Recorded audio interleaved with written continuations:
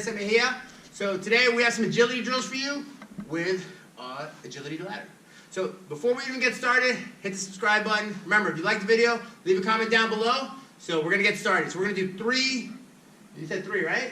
We're doing 3 of his favorite agility ladder drills. So if you don't have agility ladder, you could use some tape, put down some sticks. The idea is that there's a placement in between that you have to follow. All right, so here we go. So we're going to do the first one here. On the first one, you're doing the stepping in, stepping out. He's going to go all the way across. He's going to do it slow. Step in, step out, step in, step out. So what we're trying to do is we're trying to avoid touching the ladder. So now he's going to show you guys how the pros do it. As quick as you can, as quick as you can, as quick as you can. There you go. So you should be tired from this. Again, trying to not touch any of the lines. All right, so we're going to do a second one. He's going to surprise me. Let's see what we're doing here. So what we're going to do is one leg up, reach for the whole way through. First we're going to start with the right leg. We're going to go 1 in, 1 in, 1 in. Pretty simple. Nothing too hard. Remember, this one also jumps too. You're almost doing twice, but just focusing on the right leg going up. Same for the other side. So here's how it's done. So he's practically doing a high knee while moving forward, focusing on really getting one knee all the way up.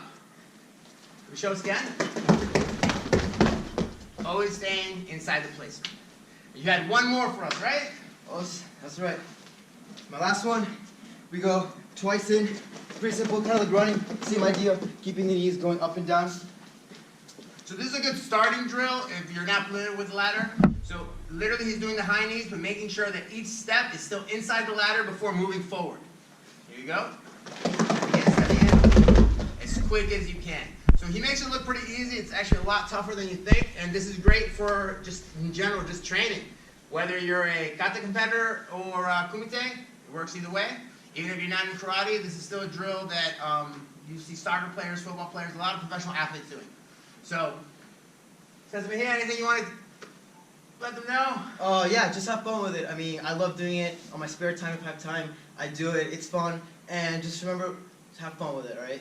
All right, guys. So keep training, and until next time. Peace.